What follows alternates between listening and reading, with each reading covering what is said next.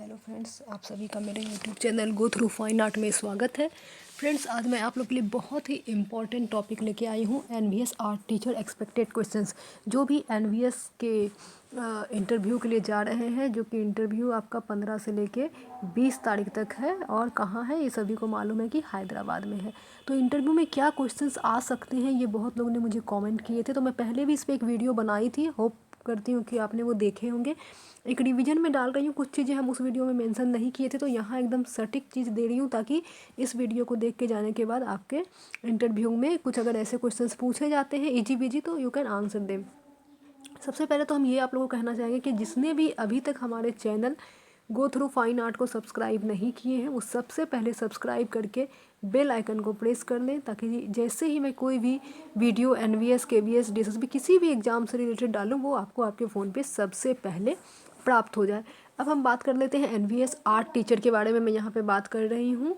तो सबसे पहले हम ये बोलेंगे कि कभी कभी ऐसा होता है कि हम अच्छी अच्छी चीज़ें याद रहती हैं, जो कंटेम्प्रेरी आर्टिस्ट हो या मॉडर्न आर्टिस्ट हो या फिर वेस्टर्न आर्टिस्ट हो, बट जो बेसिक होता है वो हम भूल जाते हैं। बेसिक का कहने का मतलब है जो हम लोग बीएफए फर्स्ट ईयर में सीखते हैं या फिर एग्ज़ाम देने के पहले सीखते हैं। जब आप 12th में होते हो और आप चाहते हो कि आप आर्ट टीचर बनना चाहते हैं या फिर आप आर्टिस्ट बनना चाहते हो, तो उस समय आपके पास कुछ बेसिक नॉलेज होते हैं जो आप बाद में भूल जाते हैं। कुछ लोग उस पर ध्यान नहीं देते हैं। तो एनवीएस आर्ट टीचर में बेसिक क्वेश्चंस पूछा जाएगा। सबसे पहले तो आप ये नोटिस कर लीजिए, क्यों बेसिक पूछा जाएगा, क्योंकि आप वहाँ पे जो स्टूडेंट होंगे वो आपके 6 to 12 क्लास के स्टूडेंट होंगे। वहाँ पे कोई भी बीएफए या एमएफए के स्टूडेंट्स नहीं होंगे, तो आपको सबसे पहले उनको बेसिक बताना होगा आर्ट के बारे में। तो आइए हम सबसे पहले बेसिक चीज़ों के बारे में बात कर लेते हैं। सबसे पहले हम लाइन के बारे में बात करेंगे कि लाइन क्या है। तो सभी जानते हैं कि लाइन जो है, रेखा जिसे हिंदी में कहते हैं, वह है जिसमें लंबाई हो और चौड़ाई नहीं हो। लाइन क्या है? ये है आपका एक लाइन। इसमें क्या है? इसमें हम सिर्फ लंबाई देख पा रहे हैं, इसी लंबाई, लेकिन इसकी थिकनेस हम नहीं देख पा रहे हैं, इसकी चौड़ाई हम नहीं देख पा रहे हैं कि ये कितना चौड़ा है। तो रेखा क्या है? रेखा हुआ है जिसमें लंबाई हो, चौड़ाई नहीं हो। अगर हम इसी को इंग्लिश में बोलेंगे तो हो जाएगा a line has length only no thickness. A line has length only no thickness. दूसरा हमारा एक्सपेक्टेड क्वेश्चन है स्ट्रेट लाइन। ये इससे रिलेटेड ही है, लाइन से रिलेटेड ही ये दो क्वेश्चंस है, तो इसको इसके साथ मर्ज अप कीजिएगा। अगर आपसे लाइन पूछे तो आप सिंपल यही बोलिएगा कि रेखा वह है जिसमें लंबाई हो और जिसमें चौड़ाई नहीं हो। बट आप मेंशन कर सकते हैं कि रेखा जो है दो प्रकार के होते हैं, एक स्ट्रेट लाइन होते हैं और एक कर्व लाइन होते हैं। तो स्ट्रेट लाइन क्या है ये मैं आप लोग को बता दूं। स्ट्रेट लाइन वह है जो एक बिंदु से दूसरे बिंदु तक सीधे मिलने वाली रेखा सरल रेखा है। सरल रेखा क्या है? ये एक बिंदु है, दूसरी ये बिंदु है, इस बिंदु के जो डिस्टेंस है इसे हम रेखा यानी कि कौन सी रेखा? सरल रेखा कहते हैं। अगर इंग्लिश में कहेंगे तो क्या हो जाएगा? A straight line is the shortest distance between 2 points. Next है कर्व लाइन। तो कर्व लाइन तो आप लोग समझ ही रहे होंगे। See this is the example of curve line, और this should be curve light, और this should be curve line, और this should be also like curve line. तो कर्व लाइन जो है मल्टीपल है, ठीक है, इनकी संख्या बहुत ही ज़्यादा है। तो अगर हम वक्र रेखा की बात करें, हिंदी में इसको हम वक्र रेखा कहते हैं, और स्ट्रेट STRAIGHT होगा, स्पेलिंग मिस्टेक है, प्लीज़ इसे ठीक कर लीजिएगा, ये GST होगा, स्पेलिंग मिस्टेक है। और स्ट्रेट का हिंदी हो जाता है सरल। तो सरल रेखा और वक्र रेखा। वक्र रेखा जो टेढ़ी मेढ़ी रेखा हो उसी को वक्र कहते हैं। फॉर एग्जांपल, ये टेढ़ी मेढ़ी है, या फिर ये आपका टेढ़ी मेढ़ी है, या फिर ये आपका टेढ़ी मेढ़ी है। तो जो भी टेढ़ी मेढ़ी रेखा होती है उसे हम वक्र रेखा कहते हैं। इंग्लिश में कहेंगे a curve line is nowhere straight, there are endless varieties of curve lines. अब हम बात कर लेते हैं कूल कलर, सॉफ्ट कलर। ये सब जो है बेसिक क्वेश्चंस हैं जो कभी कभी हम भूल जाते हैं कि कूल यानी कि ठंडा, और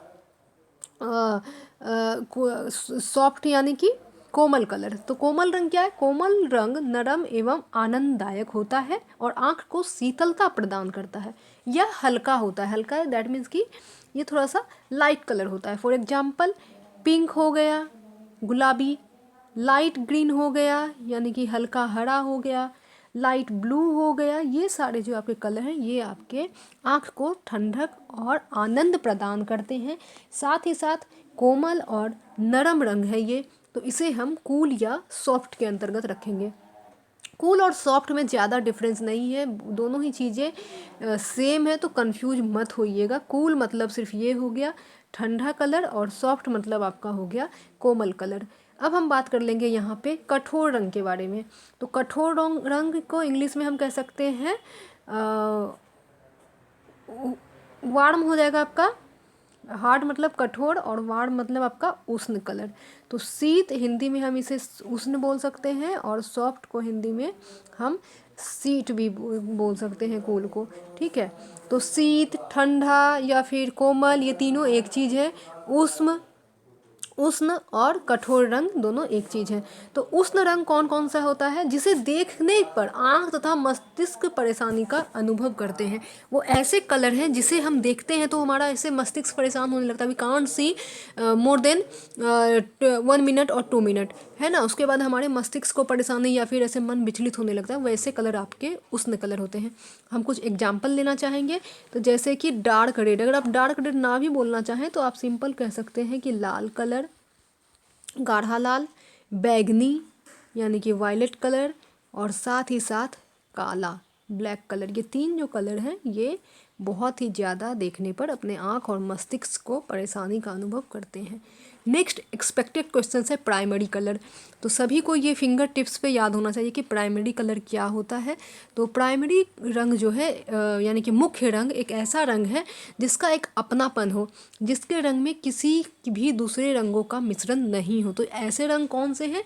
ऐसे रंग आपके हैं स्कारलेट रेड। तो नहीं भी याद रहे स्कारलेट तो आप सिंपली कह सकते हैं रेड हो गया, येलो हो गया और ब्लू यानी कि RYB ये शॉर्ट फॉर्म में याद कर सकते हैं। RYB जो है आपका प्राइमरी कलर है, मुख्य रंग है और इनका खुद का अपना कलर है, बेस कलर है।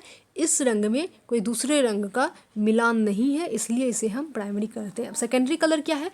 सेकेंडरी कलर एक ऐसी कलर है जिस रंग में हम 2 या 2 से अधिक रंगों का मिश्रण करते हैं तो वो आपका द्वितीयक रंग या फिर सेकेंडरी रंग सेकेंडरी कलर कहलाता है। ऐसे कलर कौन कौन से, जैसे कि अगर हम एग्जाम्पल दे तो ऑरेंज हो गया, वायलेट हो गया, ग्रीन है, पिंक है, ब्राउन है, ये सारे कलर जो हैं आपके सेकेंडरी कलर है। ऑरेंज में आप रेड और येलो मिलाएंगे तो ऑरेंज बनेगा।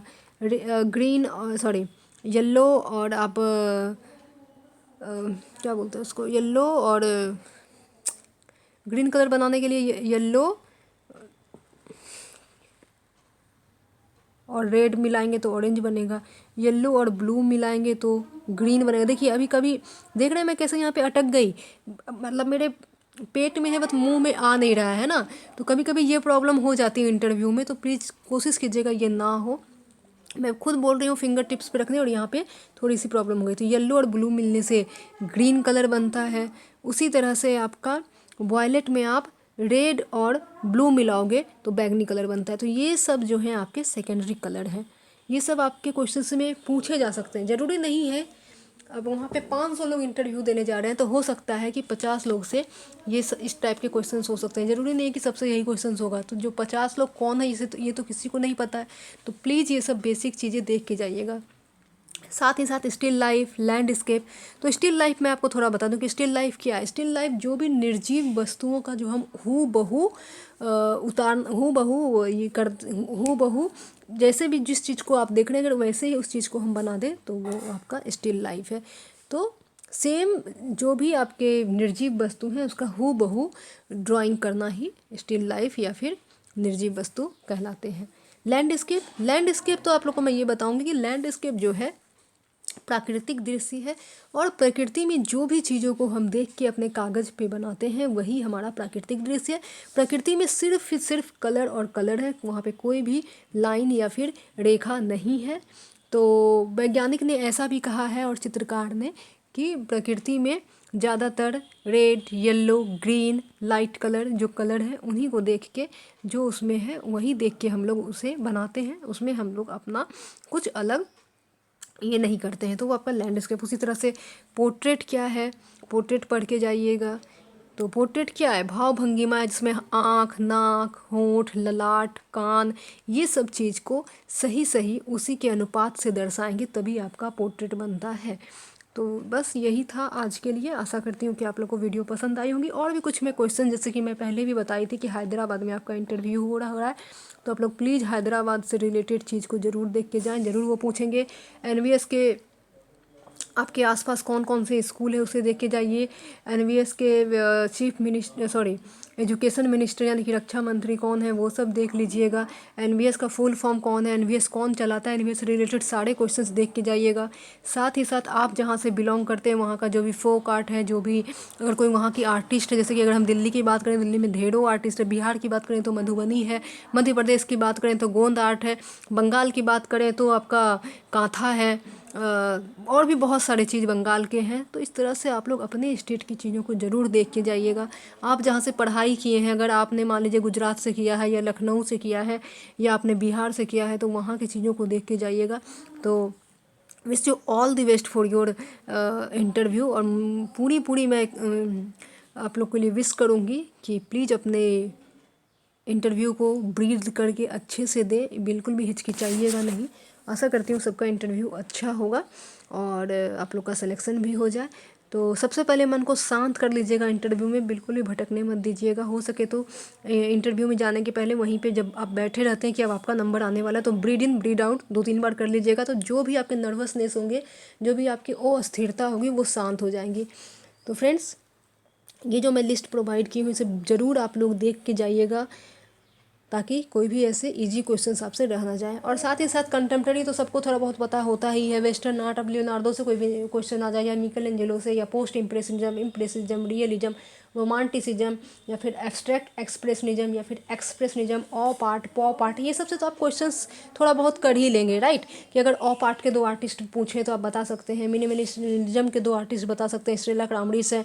पॉप आर्ट के 2 आर्टिस्ट आप बता ही सकते हैं, रॉय लिचनस्टाइन है, फिर आपका रोशनबर्ग हैं, रॉबर्ट रोशनबर्ग हैं, एंडी वॉर्हल जो कि पॉप आर्ट के बहुत ही बड़े ये माने जाते हैं, पितामह माने जानते हैं। तो ये सब आप लोग प्लीज़ देख के जाइएगा। And wish you all the best, take care, see you soon, have a nice day.